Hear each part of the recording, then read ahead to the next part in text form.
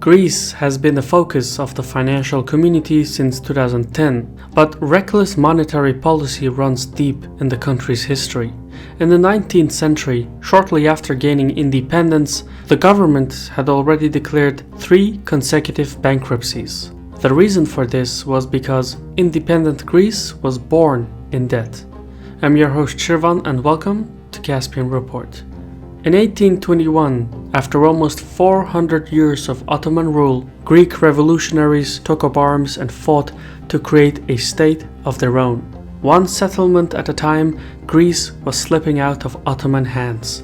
In the city of Nafplio, the revolutionaries established a provincial capital and declared the Hellenic Provisional Administration.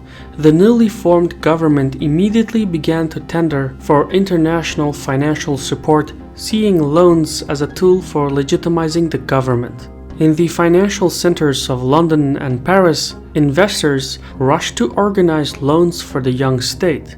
However, contrary to the norms of financial mediation, whereby a principal, agent, and creditor would be privy to the same information, the Hellenic Provisional Administration existed in an information bubble separate from the bustling markets of Western Europe. This uneven relationship between the disorganized Hellenic government, its various agents in Europe, and the international financiers resulted in 2 loans that couldn't possibly be repaid. Administered as sovereign bonds on the London stock market, the 1824 and 1825 loans were quickly bought up by investors who placed their bets in the future of the new breakaway republic. However, when British policymakers started buying and selling those bonds at the London Exchange, the financial undertaking took on a political shape.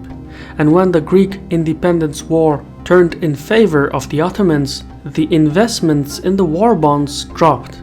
Then, in 1827, just as the Ottomans were winning, the Greek government defaulted on its debts, as it could no longer afford to pay the loan interests.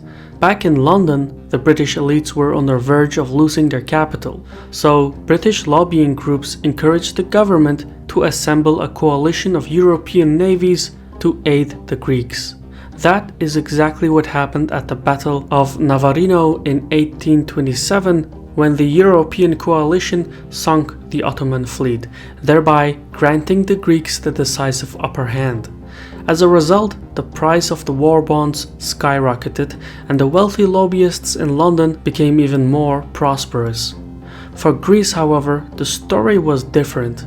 The Greeks had broken free from the Ottomans, but in the process, they had exchanged their economic well-being for political independence. The fact is that the terms of Greece's independence was negotiated at the behest of British policymakers, diaspora lobbies, and foreign bondholders.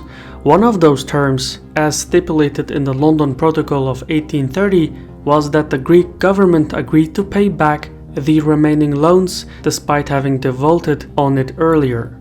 In another term, in 1832, Greece was declared an absolute monarchy, and the European stakeholders appointed 17-year-old Bavarian Prince Otto Friedrich Ludwig as the monarch in waiting, with an interim council of Bavarian aristocrats maintaining the rule.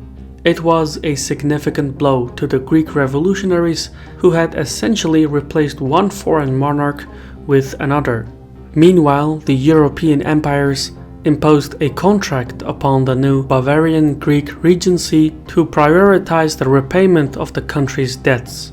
To ensure the cooperation of the new Bavarian monarch of Greece, the Europeans established their own political parties to maintain pressure. Greek politics came to be dominated by the English, French, and Russian parties. The peculiar relationship between the Bavarian Greek advisors and the European empires became known as the Troika.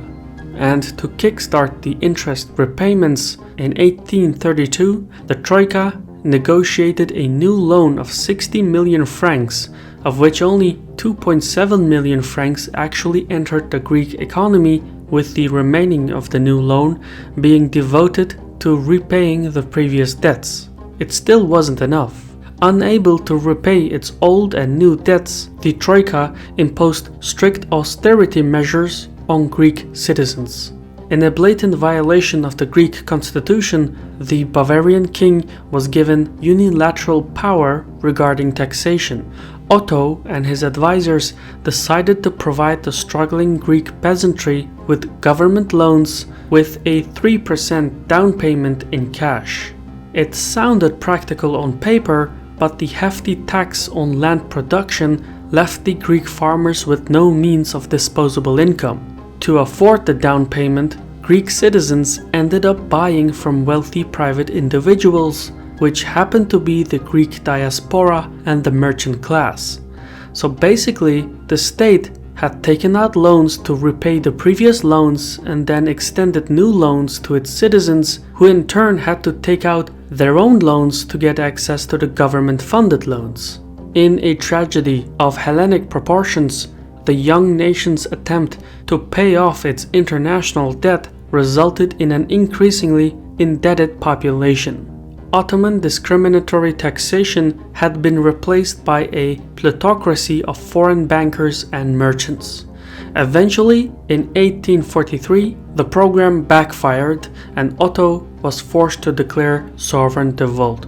Policymakers and stockholders in London and Paris reacted to the news with fury, and in 1853, with the start of the Crimean War, Britain and France had their excuse to renegotiate terms. Greece had joined Russia's side on the conflict, which gave the British and French navies the pretext to occupy the port of Piraeus, which was the gateway of Athens. At the backdrop of the occupation, Britain, France, and Greece renegotiated the repayment of the previous loans, an understanding that resulted in even more austerity measures on the Greek population. King Otto had fallen out of favor among the Greek society and was eventually overthrown a decade later.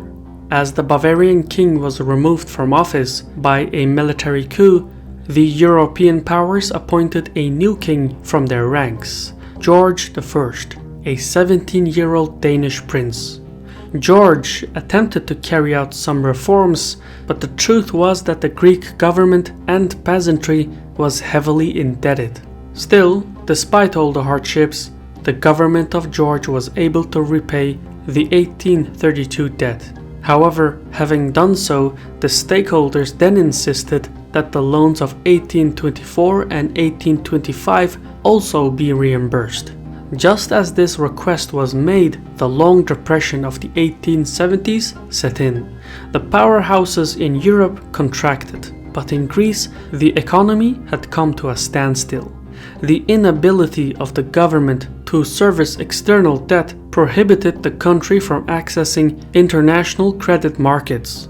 The government in Athens was ill-prepared for the economic depression and defaulted on its standing obligations in 1893.